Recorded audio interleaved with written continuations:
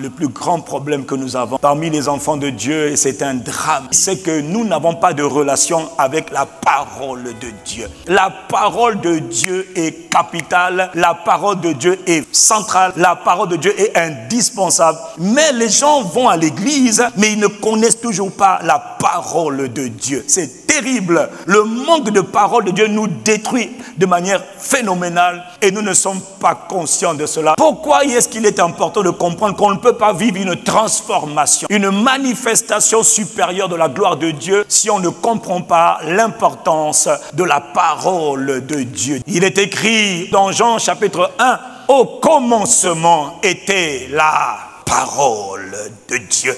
Et la parole était avec Dieu.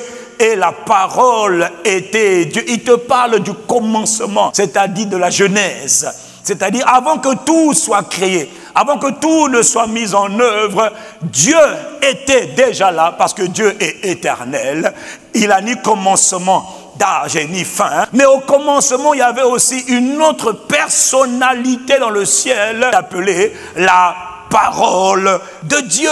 Et au verset 3, il nous donne une révélation très importante. Toutes choses furent faites par la parole de Dieu. Et sans elle, pas une seule chose ne fut faite de ce qui a été fait. Ça veut dire que rien dans ce monde, rien dans cet univers n'a été fait sans la parole de Dieu. Tout a été créé par la parole de Dieu. L'être humain est la résultante, le produit, la création de la parole de Dieu. Je parle de l'homme qui est un esprit. Ton corps est fait de matière, mais ton esprit a été créé par la parole de Dieu. Lorsque Dieu a dit, faisons l'homme à notre image, selon notre ressemblance, afin qu'il domine sur les poissons de la mer, les oiseaux du ciel, etc. Dieu a parlé et toi tu as été créé. Tu es un produit de la parole de Dieu. La parole est tout. Et le problème c'est que tout homme qui ne comprend pas l'importance de la parole va rater sa vie sur la terre. Parce que rien n'existe sans la parole. Donc la parole de Dieu c'est la plus grande force qui existe dans l'univers. La parole de Dieu est ce qui contient, ce qui soutient tout, absolument tout. Quel est le premier besoin d'un enfant qui vient de naître dans ce monde? C'est le lait. Si un enfant vient de naître,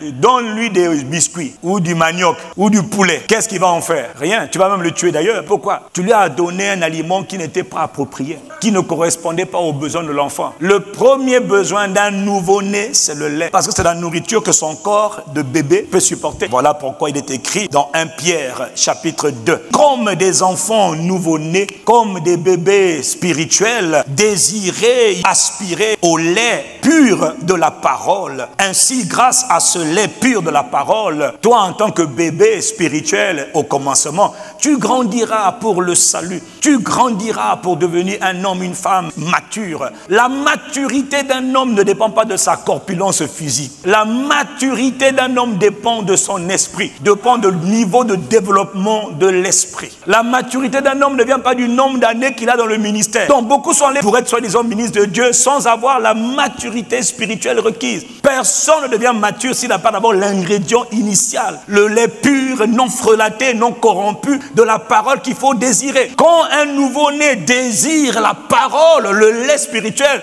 tu as affaire à un nouveau-né qui est en bonne santé. Parce qu'un enfant qui est nouveau-né, qui boit son lait, c'est un enfant qu'on qualifie de normal. Mais un enfant qui ne prend pas le lait, soit maternel, soit le lait industriel, c'est un enfant qui on dit qu'il est malade. Il dit, les nouveau-nés réclament à corps et à cri le lait. Vous aussi, vous êtes des enfants nouvellement nés à la vie d'en haut. Vous êtes nés de nouveau. Recherchez donc avidement, c'est-à-dire recherchez avec ardeur le pur lait spirituel de la parole, afin qu'il vous fasse grandir dans la vie nouvelle. Alors, il a tout dit. Dans la vie nouvelle, là, on grandit par la qualité de la parole qu'on reçoit. Car l'homme est un esprit. Le corps se nourrit des biscuits, des beignets, de la nourriture naturelle. Mais l'esprit se nourrit de quoi?